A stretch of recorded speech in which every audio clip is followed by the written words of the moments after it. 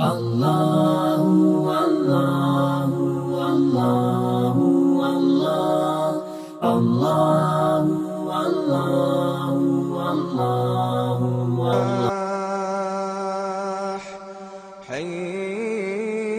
দুনিয়ার জীবন ক্ষণস্থায়ী ভোগের বস্তু, আখিরাত হল চিরস্থায়ী নিবাস। ইসলাম এক শান্তিপূর্ণ ধর্ম। ইসলাম ধর্মের প্রতিটি নির্দেশ ও আমলের পেছনে যেমন রয়েছে আধ্যাত্মিকতা, ঠিক এর বিপরীতে রয়েছে বিজ্ঞানময় ব্যাখ্যা।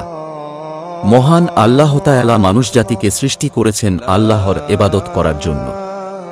মানুষ যাতে আল্লাহকে চিনতে পারে, আল্লাহর হুকুম মানতে পারে। দুনিয়াতে আল্লাহর হুকুম মানা ও নবীদের অনুসরণ করার মাধ্যমে আল্লাহ তাআলা দুনিয়া ও আখেরাতে শান্তি, কামিয়াবি রেখেছেন। মানব জাতি দুনিয়াতে এমন একটা ধারণা নিয়ে বেঁচে থাকে যে এই দুনিয়াটা আমাদের, এটাই আমাদের থাকার স্থান, ঘরবাড়ি, এখানে আছি, থাকব, যেন এটা আমাদের আজীবন আবাসস্থল।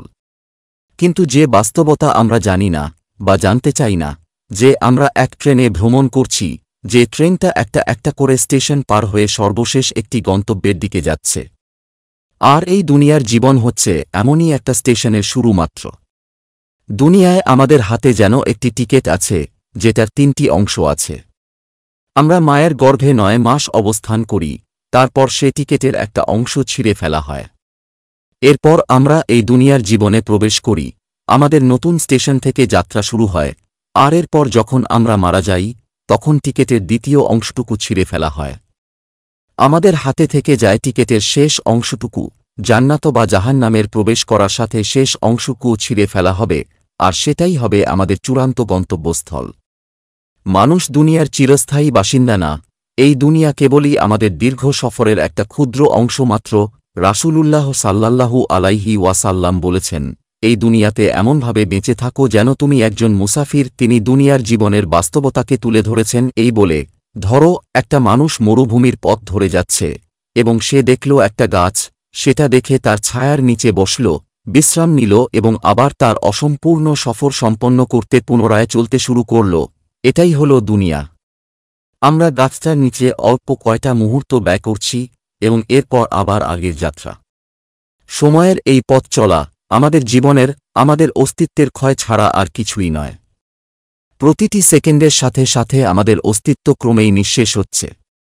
এই বাস্তবতা আমাদেরকে বিশ্বাস করতে হবে যে আমরা দুনিয়ার কেউ নেই, আর তাই আমাদের প্রস্তুত হতে হবে মৃত্যুর জন্য।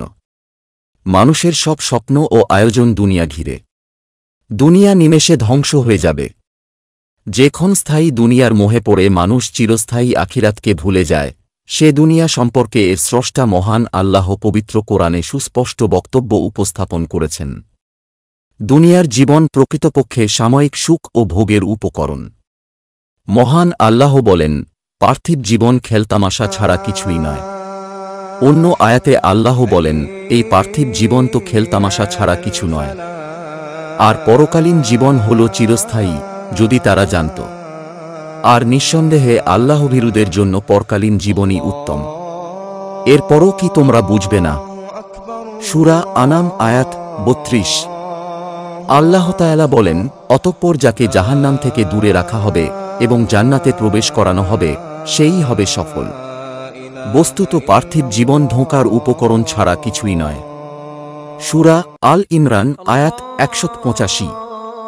মহান আল্লাহ বলেন, দুনিয়ার এই জীবন সাময়িক ভোগ্যবস্তু ছাড়া কিছুই নয়, আর নিশ্চয়ই আখেরাত হল চিরস্থায়ী নিবাস। সূরা মুমিন আয়াত 39।